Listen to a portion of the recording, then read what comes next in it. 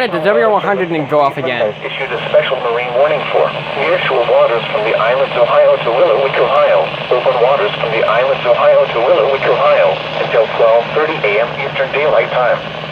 At 10:36 p.m. Eastern Daylight Time, strong thunderstorms were located along a line extending from 23 nautical miles northeast of Pudding Bay to 15 nautical miles north of Huron near Kelly's Island, moving east at 40 knots. Hazard, wind gusts 34 knots or greater. Source, radar indicated. Impact, small craft could be damaged in briefly higher winds and suddenly higher waves. Locations impacted include Avon Point, Sandusky Bay, Cleveland, Lorraine Harbor, Western Vermilion, and Willowick.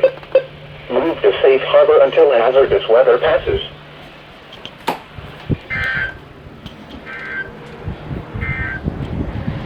At 10 p.m., weather report. I don't understand. Why is the WR100 not going off? I guarantee you, within the next couple of days, if it does not go off for the weekly test, it's going to get a check reception message.